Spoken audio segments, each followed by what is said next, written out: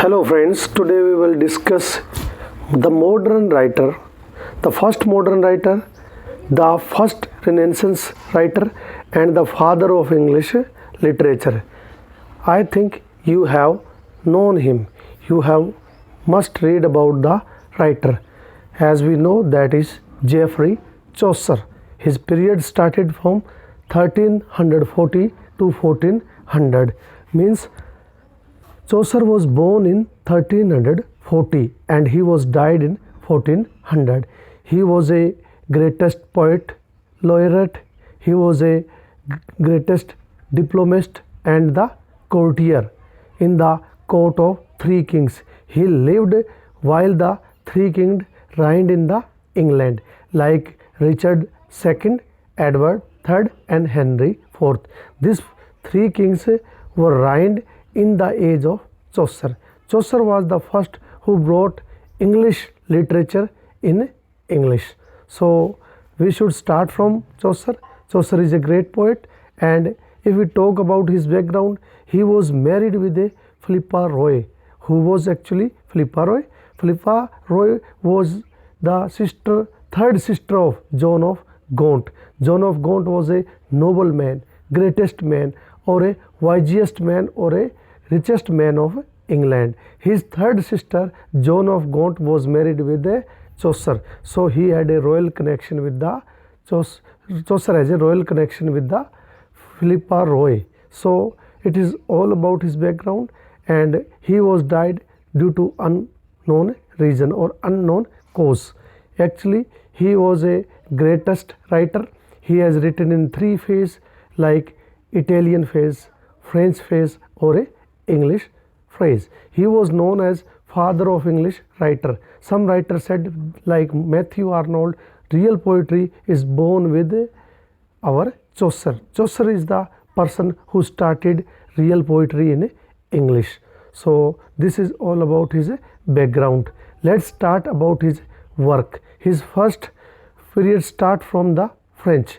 Actually, what happened? He was a courtier in the England, so he was even sent to Italy as an informer, and he is there influenced with Boccaccio, Dante and Petrarch, and he also written some Italian works. So starting from the French period, we first of all we will discuss the book of Duchess. Actually, what is the book of Duchess? The book of Duchess is a dream allegory, or it's an elegy in which Chaucer shows a dream.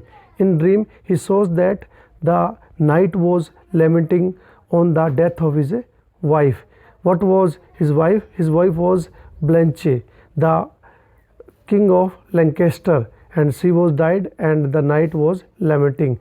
And when we saw this, when we read this work, we found the castle where the knight was sitting. The castle was full of picture of Trojan War. Trojan War is related to the earlier story related to King Arthur. So in castle we saw some picture of Trojan War. So here the knight is compared with the Joan of Gaunt, and his wife is compared with the Blanche, means wife of Gaunt. So this is all about book of the Duchess. And next French work is Roman de la Rose. It's a poem, or it's a written due to some influenced by the Minos and the Lawrence. They were the writer. So Roman de la Rose, the Rose of the Romances, or the book of Duchess, the first two work of Geffory Chaucer.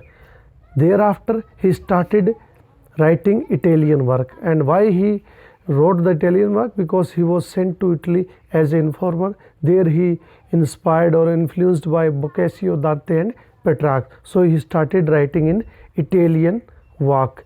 Or more information for this, as I told you, before 1340 there was a language of Latin and French, but it was the Chaucer who started writing English. So he was also started writing in Latin and French. His first work is French, his second phase is Italian phase. In Italian phase, he write first his work, The Parliament of Fowls.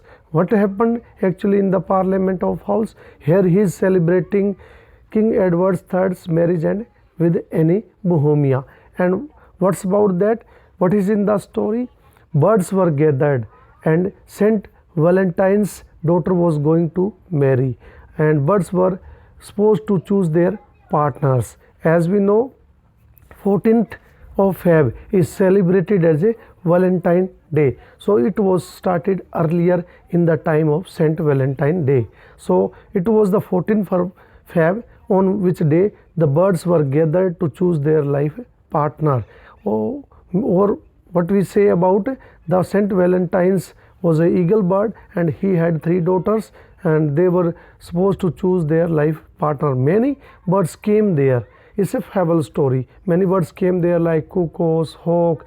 Hawk flew in the sky at the top of the sky and he claimed for a female eagle. Even the cuckoo sang a song and he also claimed for the same female eagle. So this is a kind of fable.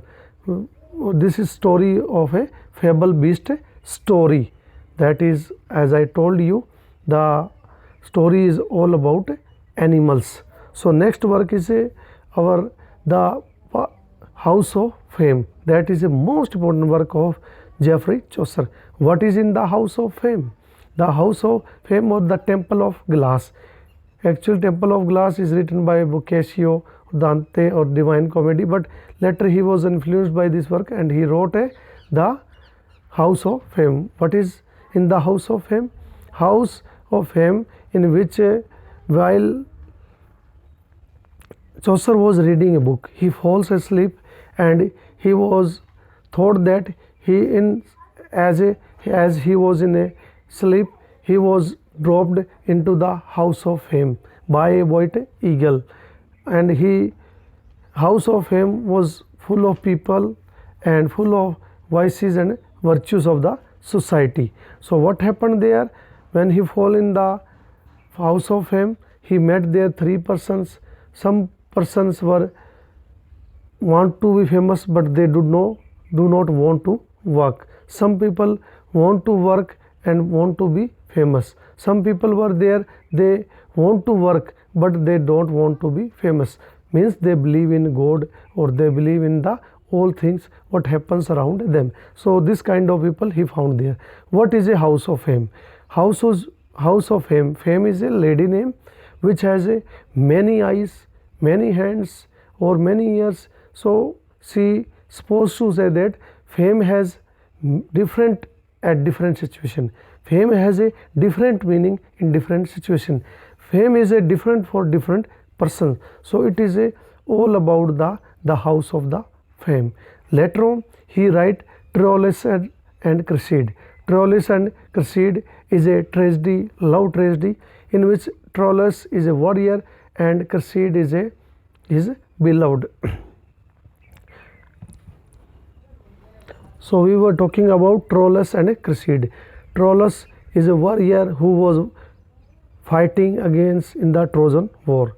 Always we hear the Trojan War is a story related to chivalry or a King Arthur story. So here what was going on, Trojan War was going on, and the warrior, that is Troilus, was cursed by a lady or a goddess lady that one day he would fall in love. While he was in Trojan War, he fell in love with a widow girl. He wanted to marry with a widow girl. She denied many times, but finally they decided to marry each other. And for that purpose, Troilus changed their belt. Means in a old tradition, warriors were changed their belt. They wore a belt, and that belt was given to the lady whom they love. So that belt was given to Cresside.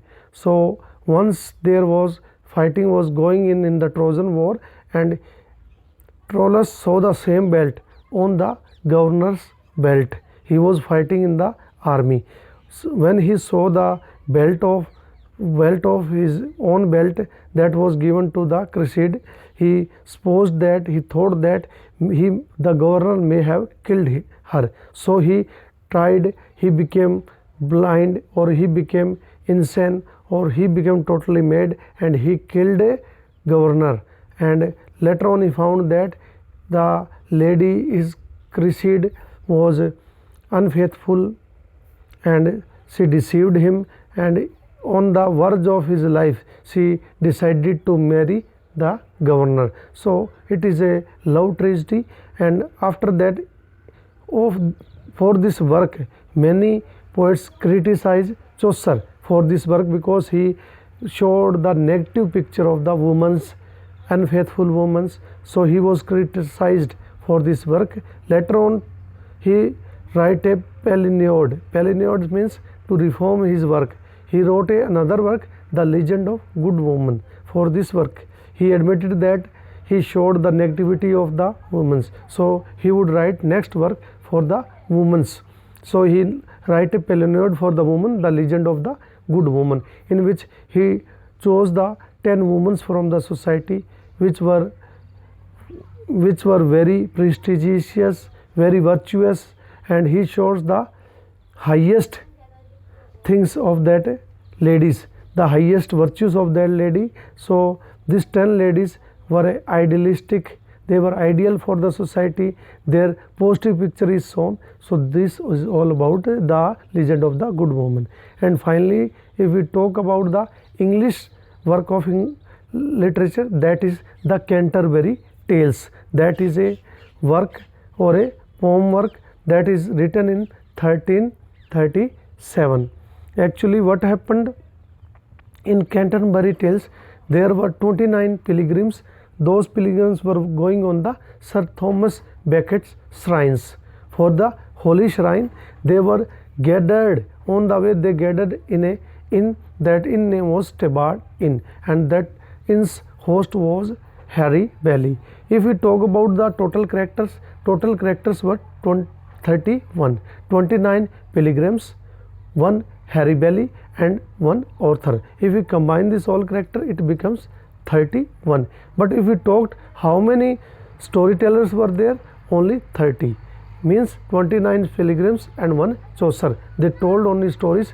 It was supposed that 2 stories were told while going to the journey, and two stories were told while coming from the journey. So it becomes, if there are 30 characters, Harry Bailey said that I would not tell any story. So if they told story, if they would have told story, it would be 120. But Chaucer has completed only 24 tales, and he has told 2 stories. One story is in prose, that was the Sir Thomas tale, and one is in prose, that was the tale of Malabes, that was in a prose work. First tale, if we talk about what is the first story of the Chaucer, that was the Night Tale, and last tale is the Parson's Tales. So this is all about Canterbury Tales, and that was the first work of English prose work. So this is also written in the frame narrative. Frame narrative means story within a story.